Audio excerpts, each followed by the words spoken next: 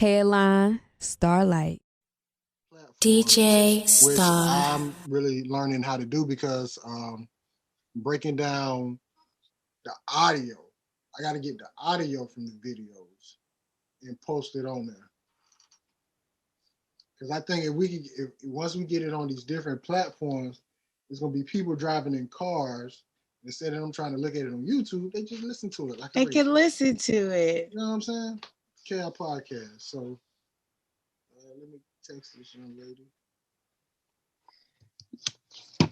I probably need to wipe off my camera. Let me just use my shirt, a part of my shirt.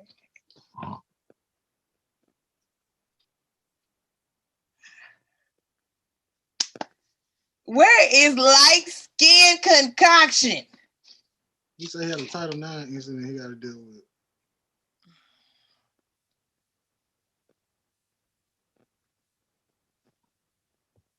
Oh, by the way, I am in B. Simone DMs. No, you are not. Boy, do you know I fell out laughing when you sent me that? Like, I see. She knew, babe.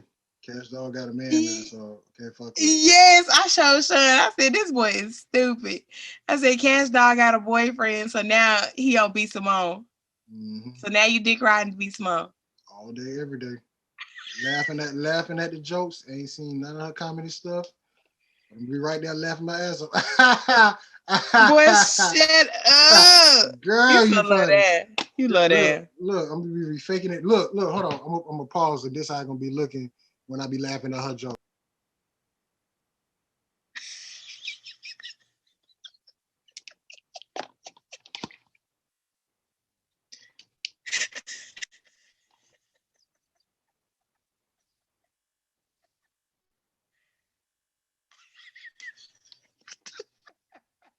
That's how I'm gonna be. That's how I'm gonna be. You stupid. That's how I'm gonna be. That's I'm gonna be laughing at Cash Dog, or not Cash Dog, B. Simone, whenever she tell her jokes. So yeah.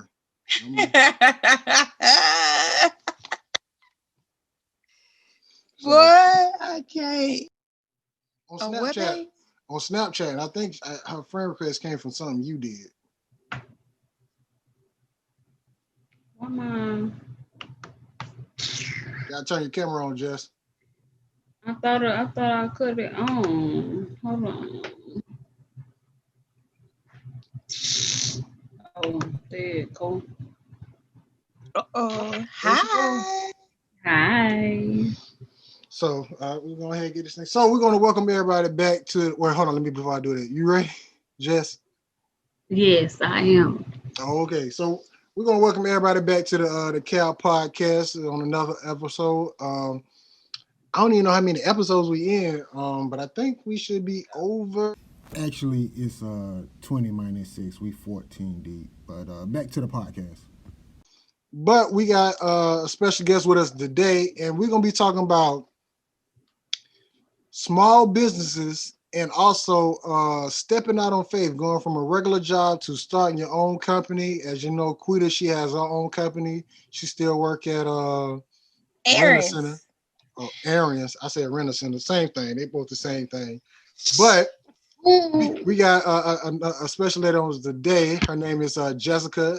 I'm gonna let her go in more details about her business, what it is, and then I'm gonna give you a little backstory about her, and we're gonna go from there. So, Jessica, welcome to the Cal Podcast. If you don't know, that's Quita.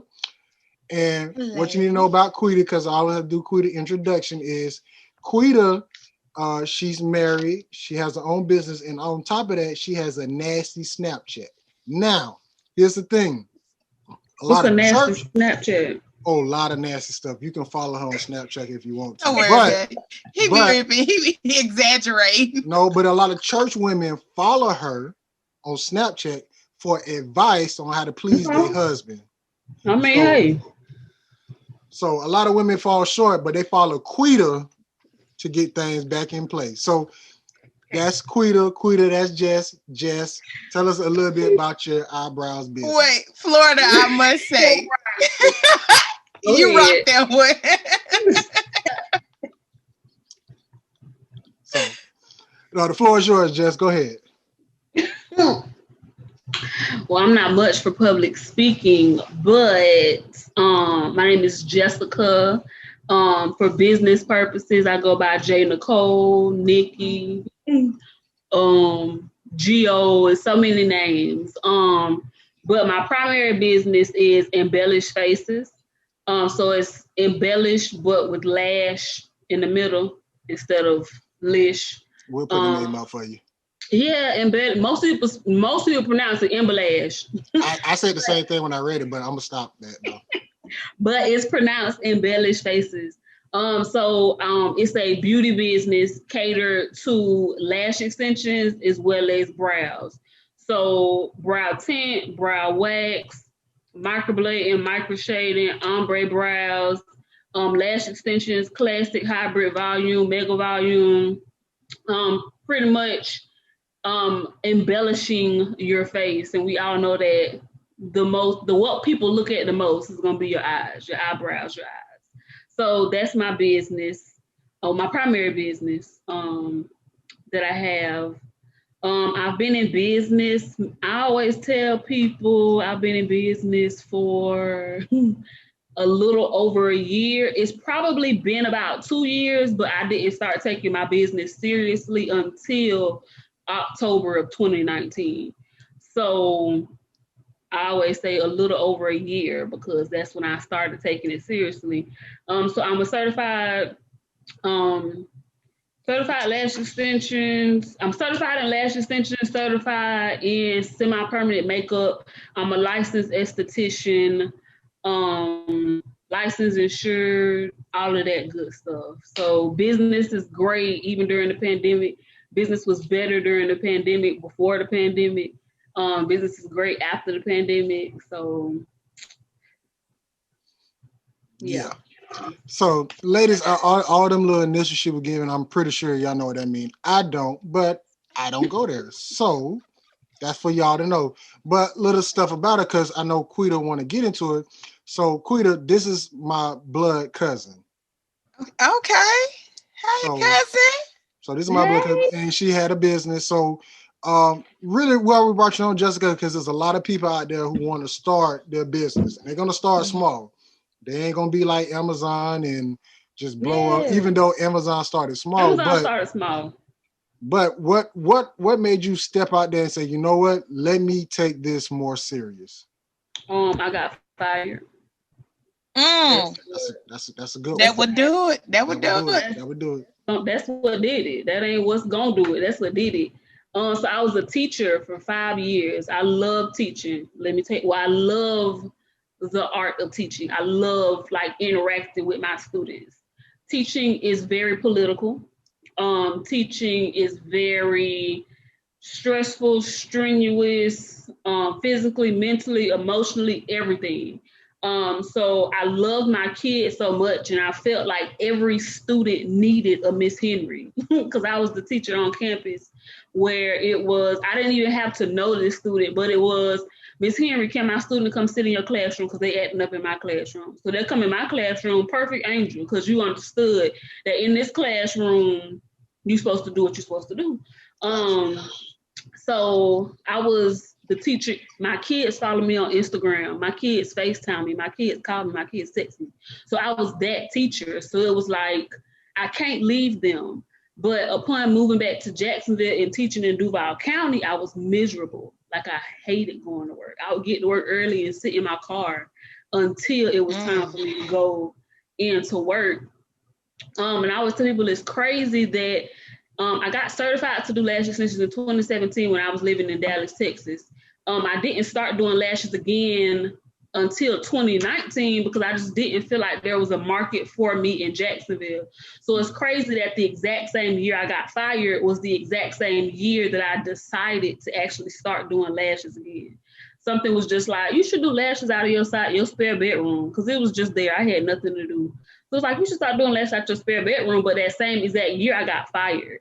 And I probably would have never quit because I felt like every student needed a Miss Henry. So I would have never left teaching. But I always say that was like one of the best things that could have happened to me because it forced me to do my own thing. And I always tell people I'm a great worker, but I'm a horrible employee. So I'm gonna get the job done. It's gonna be done to fidelity. But if what you're telling me to do doesn't necessarily fit what I feel like should be done, I'm not gonna do it at all. So being a small business owner is like right up my alley because I don't have to do what anybody says I have to do. I'm able to do my own thing, and I'm able to have it be to my standards instead of having to, oh, you said I need to do this, but I feel like this is a better way or a better option. I don't have to be combative with other people who are in authority because it's my business. So I hate to say it, my way or the highway, but that's really what it is. And I've always been like that. So being fired was actually what pushed me to be like, yeah, this is what you're supposed to be doing. This is what you should have been doing. This is what you need to be doing. So Okay. So it wasn't really a push, it was more of a kick. So when you get fired, you ain't pushed. They definitely kick you out. So 2017, then we get to 2019. What would you say was the most hardest part to get your business going? Getting the business going, as far as what I do, I have a service-based business. And I always tell people it's so much easier to sell products than it is to sell services because people can actually see what they're getting. With what I do, I'm doing lash extensions, I'm doing brows. So building up clientele to have somebody trust you to what I say, play on your face, is like you have to build trust. So in order to do that, you have to kind of put yourself out there. And in the beginning, that's always going to be the hardest part because you see all these other big businesses and you see people in the same industry. And you say, oh, okay, well, they this, they that. They got 10K followers. They have they books filled up. They doing this, they doing that. So you automatically want to jump out and you want to be in that number, but it's so unrealistic to just jump straight out and be in that number. So a lot of times the hardest part is getting over looking at other people who are ahead of you.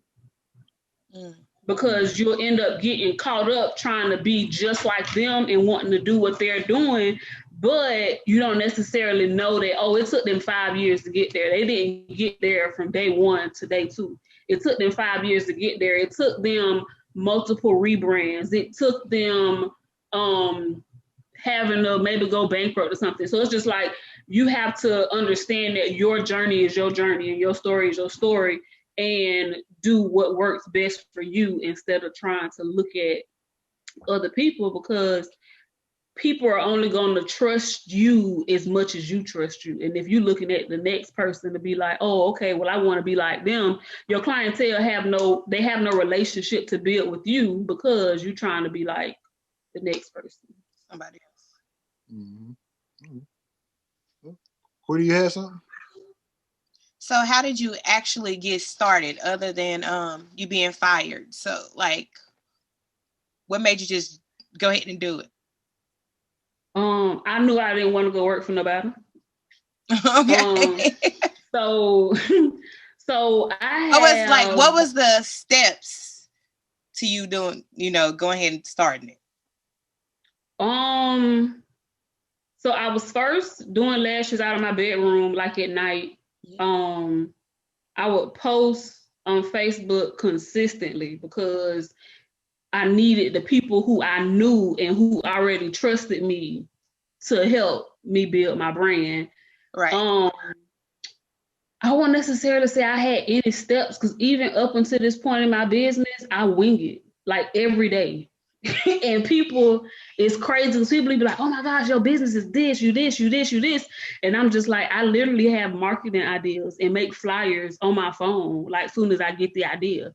Planning is very important, but I'm not a big planner. So I know what my strengths are. So I cater to those. But outside, once I I would really say what probably like really made me take it seriously was when I started getting clients from referrals from family members and friends, and I was in my apartment. So it was just like, I don't really want everybody in and out of my personal space. So I was looking on Instagram for like locations to move to. So actually having to pay booth rent or suite rent, it was like, okay. So the first place I went to, it was like $65 a week, which was like one client a week. So that was nothing. The next place I went to was like $150 a week, which still, I mean, when you think about it, it's not much, but I had to actually do more than just take one client a week. So actually moving to my own personal suite and having to pay rent, because I not only had to pay my own personal rent, I had to pay the shop rent. I had to buy supplies. I had to do, so I tell people my business funds me and it funds itself. So with that, I had to go 10 times harder because it wasn't just as simple as, oh, I can take one client and pay the rent for the suite for the week. I have to, I got to get money for the rent. I got to get money for the cell phone. I got to get money for the lights. I got to do this. I got to do that.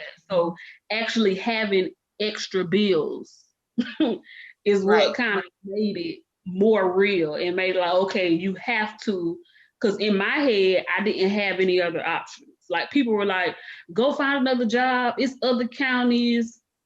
And I have an undergrad degree in accounting, so I could have easily went to somebody's accounting job. I have a master's in education.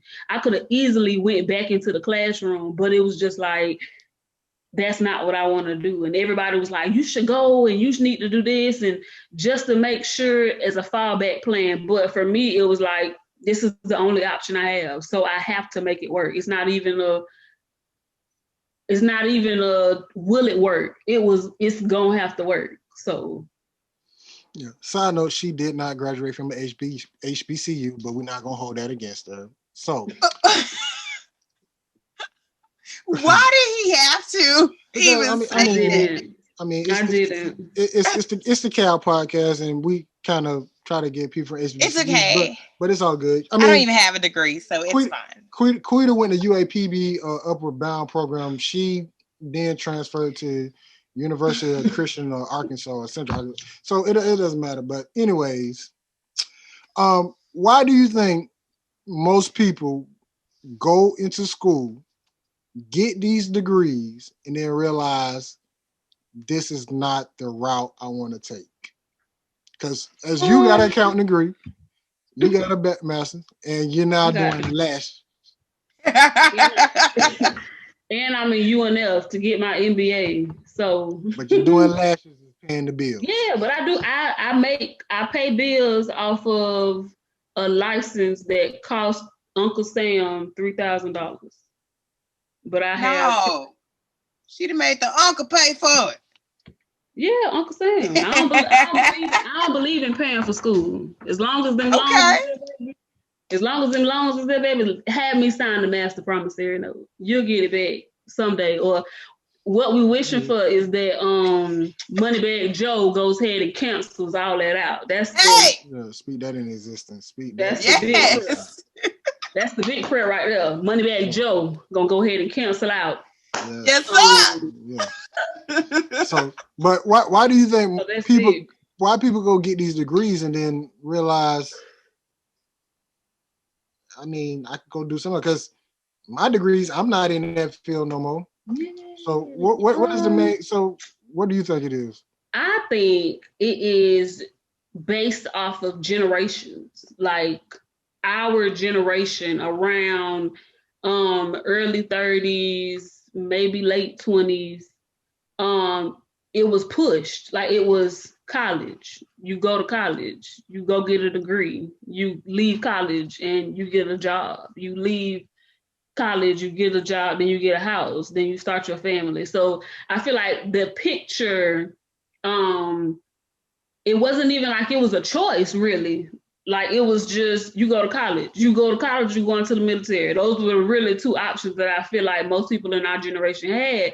And I feel like this particular generation is at a far they're so much more advanced than us because they see other options. I was actually talking to my mama about this the other day, where I was telling her that if they never made me go to college, I would have never went. I'm good at school. That's why I go back to school. Like, school is easy for me. So at this point, I go back to school for refund checks. Stupid. So school is like that easy. I legit got my master's in education because I was like, oh, I can get a refund check from that, and came out with like a 3.7 GPA just from writing papers.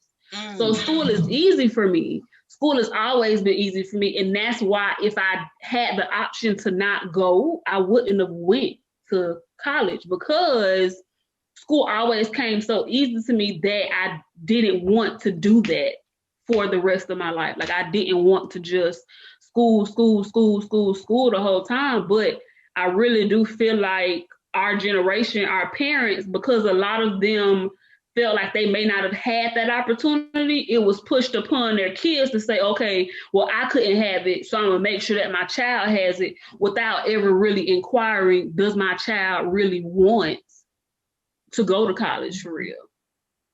Okay. So back to your business.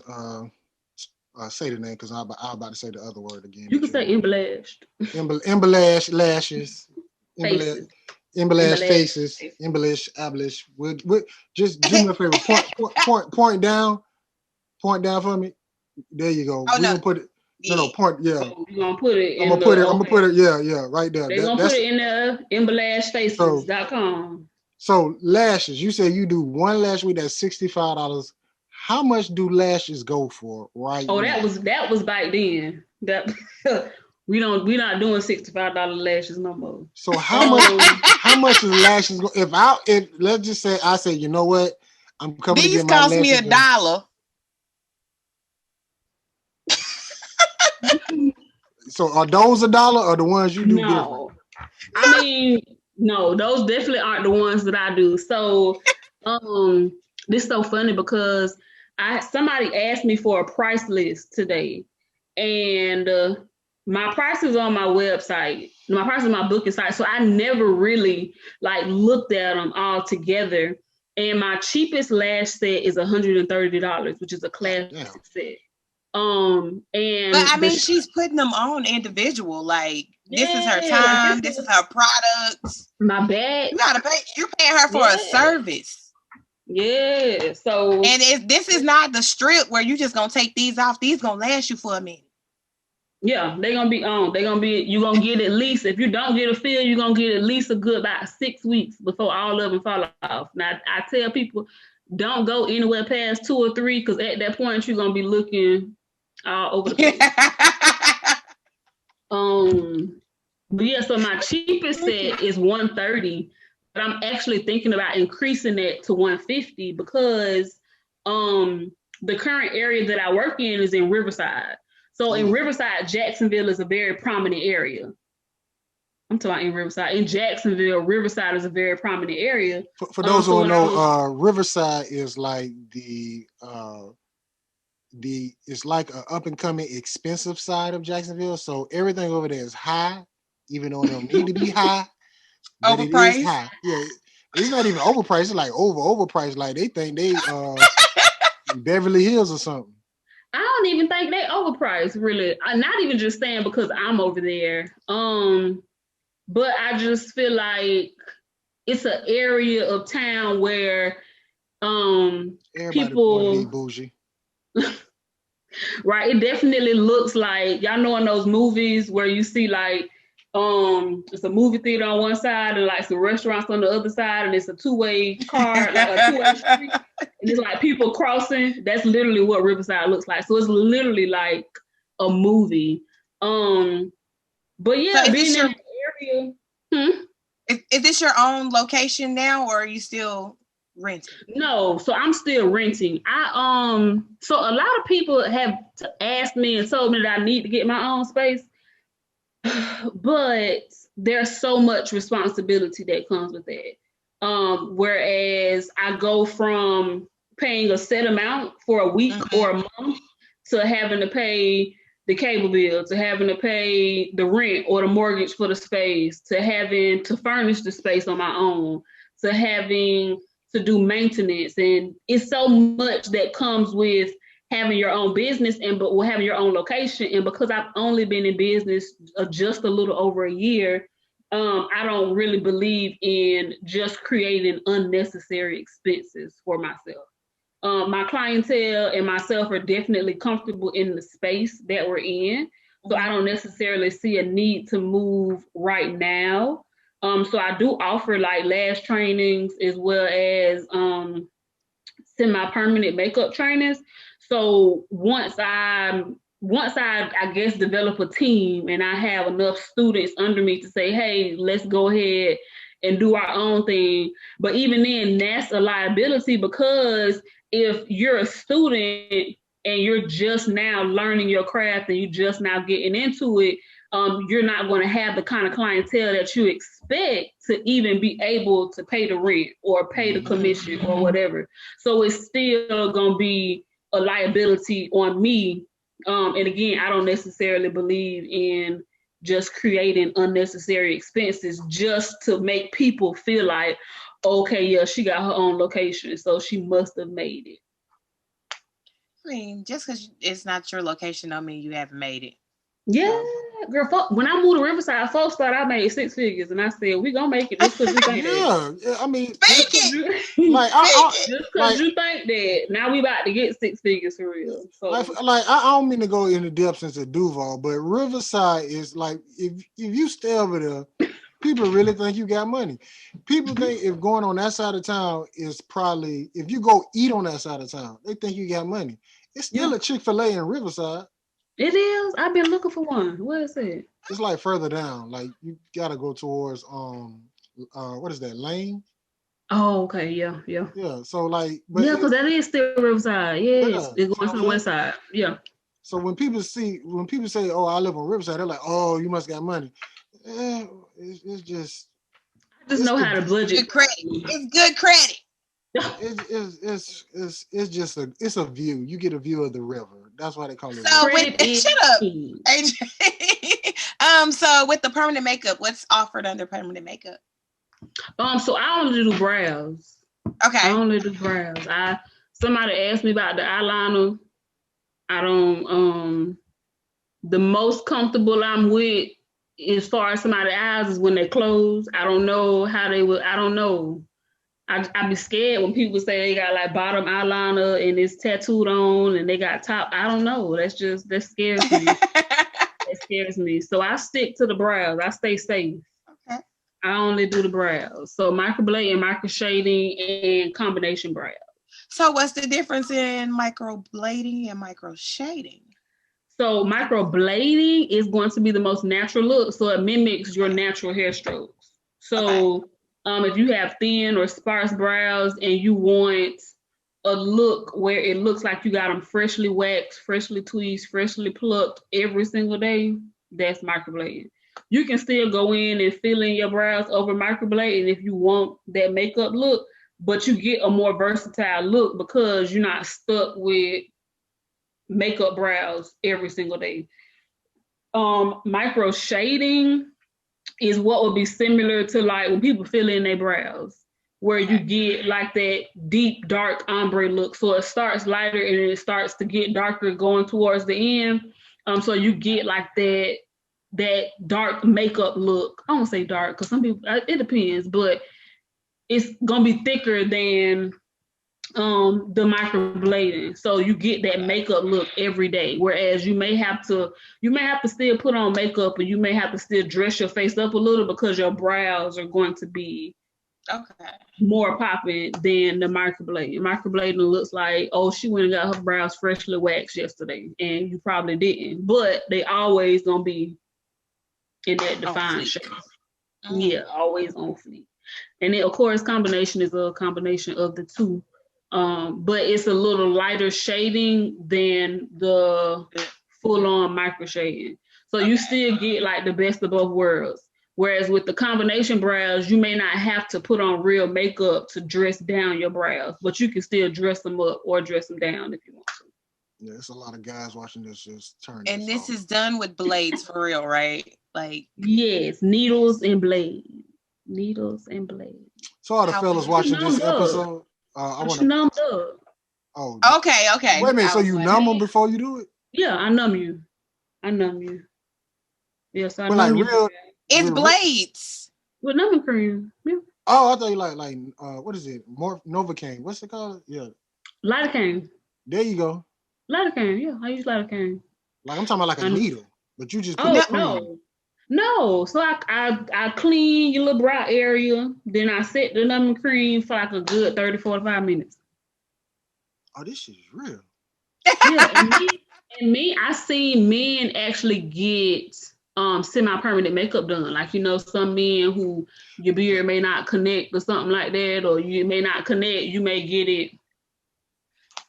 So I've seen that. Straight men or gay men? Both. Listen, men.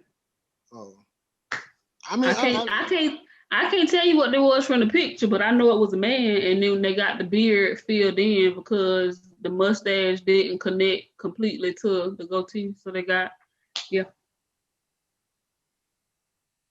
People get they. It's a good idea. I've seen hairlines shaded in using. So y'all shading edges and carrying out. Yep. Listen, they started getting lace fronts. I ain't surprised by nothing they do at this point. Okay. So whatever.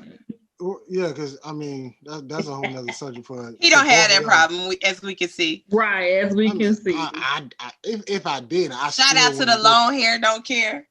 Yeah, I still wouldn't go through all that for that. So I mean, I know it's probably some gay men who do, but that's more power to them. It's some straight men. It's straight men that do too. Thank you. Oh, well, I couldn't even get it out. Well, definitely more power than them. So kudos to y'all. So, what steps would you give somebody who say, you know what, I want to step out there, I'm gonna start off with my small business. What would be the first 5 things that you think they should do to get things rolling? 5. They gotta give them 5. In no particular order. My first one I always tell people, because I also have I'm also a business coach, so I host courses helping people start their businesses and stuff like that. Oh, girl, what? I try to give back as much as I can. So yes, we need to become a part of that. Yes, ma'am. I'll share our contact with you. AJ, send my number over. Yes, boss. But the number one, No, continue. Number one, I always tell people, believe in yourself. Like, that's legit the first thing that has to happen. You can't do something because you see somebody else taking off with it. You can't do something because you see what it did for somebody else. You have to believe in yourself enough to actually promote and market you, because in the beginning, you're all you have. Like, your business is you in the beginning. And people are only going to believe in your business. Your house. People can only believe in your business as much as you actually believe in your business. So number one is believe in yourself, because you legit can't have a successful business without that one particular aspect. The next one, I actually saw this on Instagram and it made sense. It said, start a business where you can actually, it was saying something along the lines of being able to utilize yourself to build your business. So like I tell people all the time with my business, people don't come to me because I do lashes, because I do brows. People come to me because of me. It's 1 million people in Jacksonville who do lashes, but you have to figure out what you bring to the table and how that sets you apart. So that little quote, I can't recall exactly what it said, but it pretty much was saying, like, start a business where your personality can run it for you. because again, with starting a business, you have to be able to build relationships with people. So you want to do something that comes natural, something that comes easy. Like me personally, I hate cooking, so I would never start a catering business. Y'all two friends for real. I have a friend who meal preps, and every week, hey sis, you got me on there. I got a friend who picked on me. He was like, "You can't cook," and I'm like, "I can cook. I just don't." But I don't like to cook. I don't like to cook. Right. So it takes a lot. Starting a catering business wouldn't make sense for me because I can't market. I can't brand that because I'm not in it. So whatever that quote was, but pretty much like start a business where you or your personality actually can drive and push the business until the business can push the business. Like my business now, I post on Instagram and I post on Facebook every now and then, but my business is really built on word of mouth at this point. So I don't necessarily have to even make a post. I don't have to even go out and pass out flyers. I don't even have to do specials at this point because people are willing to pay $130 to $200 just to sit in my chair for me to do their lashes. So I chose something that I was able to actually excel at. And I'm a very introverted person. So sitting in a room with one person and not having to do much is up my alley. Next, create a budget. Because starting a business can be very, very, very overwhelming in the beginning. You need a website. Well, you told you need a website. You should have a website, but it's not necessarily a necessity to go out and spend hundreds of dollars on a website where you don't even have the clientele coming to the website to even pay for the SEO or pay for whatever fees. The domain, the domain. You also don't want to start a business not necessarily knowing how much extra money that you have, because you could be investing so much into your business and then in your personal life and your real life you falling behind because you done spent $10,000 that you didn't have to spend on your business. And it's always great to want to invest in your business, but you have to make smart, calculated moves based off of what you currently have at your disposal. I guess the next one to piggyback off of that is look into business credit. Business credit is fine. They will give out money to a business before they ever even give you personally a credit card, because they expect businesses to actually excel and make profit.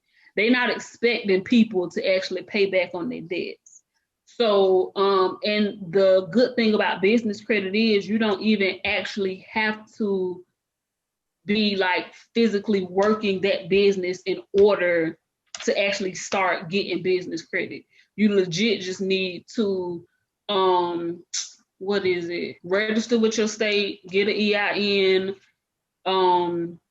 all the other steps like register with a 411. Start your business account. So all of those small steps or those big steps to actually create a real business, that's really all you need to start building business credit. They don't need to see that, oh, she made $10,000 in March. They don't need to see that, oh, she only made $200 in February.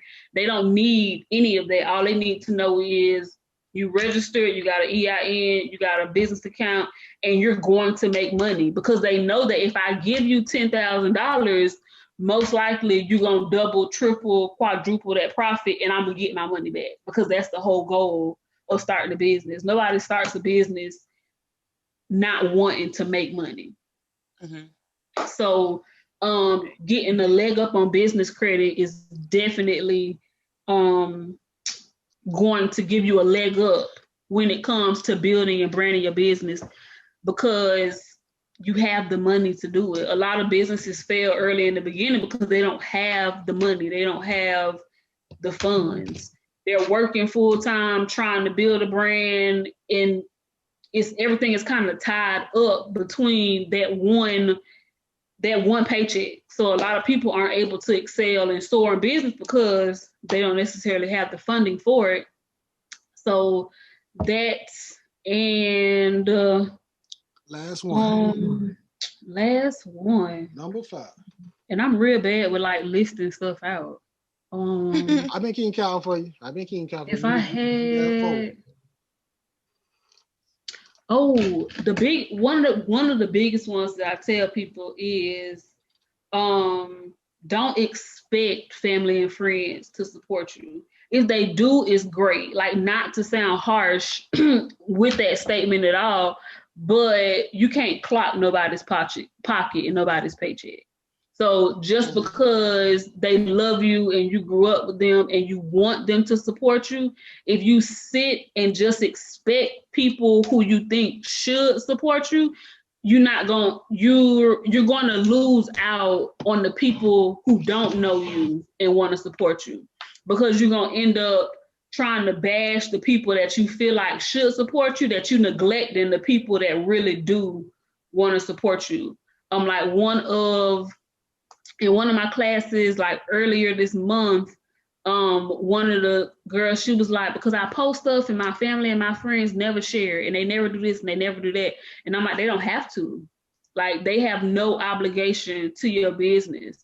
So you down in your business thinking that your business won't grow because your family and friends aren't sharing posts and they're not buying products, but they're not obligated to share posts. They're not obligated to buy products.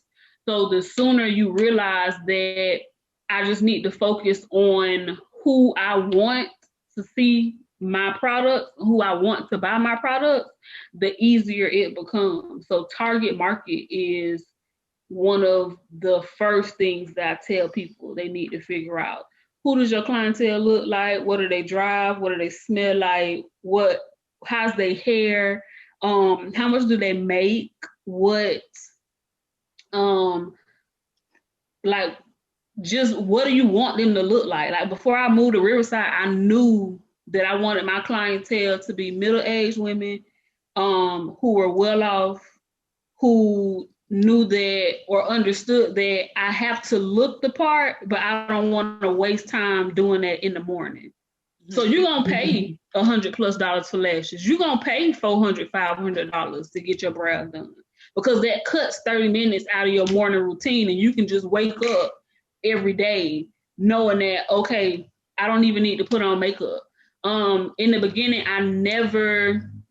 my family supports me, so I'm not saying it's like my family doesn't support me, but in the beginning, I still don't expect my family and friends to support me. If they do, I'm appreciative of that, because I'm glad that you see the hard work put into my business. But I was never just waiting for my family to be like, okay, yeah, I'm gonna post this. I'm gonna post this for her. I wasn't waiting on that, because not saying that they weren't in my target market, but I can't guarantee that you're going to keep coming every 2 weeks just because you're my friend, or just because you're my cousin, or just because you're my mama. I can't guarantee your money. I can't even guarantee my clients' money, but I know that you came to me because you wanted to. You didn't come to me out of obligation. You got any more questions? I don't. Okay, well, before we let you get out of here, Jess, we got to ask you a couple questions. Mm-hmm. First things Here first. we go. Nah, don't do that. First thing first. Who has better pancakes, Cracker Barrel or Whataburger? You know, I've actually never had Whataburger pancakes. I'll be damned. But Cracker Barrel got this far behind. What's that pancake called? No, it's not Cracker Barrel. Oh, hell, she got the wrong restaurant. No, but Cracker Barrel do got 5 pancakes. I always be ordering He know it. I be ordering they hash brown casserole and pancakes. I can't recall what that pancake is, but it's this place in Florida called First Watch. They got a carrot cake pancake. That's my vote. First Watch pancakes. So there's neither Cracker Barrel or Whataburger because she went somewhere else with it. Now in your face, we went to First Watch. But if I had to choose, but no, she said Cracker Barrel has some fire pancakes. I'm tasting a perk right now. But she didn't say Cracker Barrel got some fire pancakes. She hasn't tasted Whataburger, so she can't answer. I haven't tasted Whataburger, so I can't. Half the people, majority of the people that, matter of fact, all the people that's been come on here, other than you, haven't tasted Whataburger's pancakes. I didn't even know they sold pancakes. Exactly. I was just gonna say it. Look at it. If you had to pick one place in the world to have dinner, where would it be? Any place. It's up to you. I'm a foodie, so that's hard. Because I could name at least 3 countries that came to mind where I want to just go there just to eat a plate. Now, this is food you already ate, so if you could go there. I know. I would say Italy, because in my heart I'm Italian. I love pasta. Okay. So I was just telling my client yesterday, call me Sharon, because I love pasta. Call me Sharon. But I'd probably go to Italy because, pasta. Where's the one place that you haven't been that you would love to go to have dinner? The one place that I haven't been that I would love to go.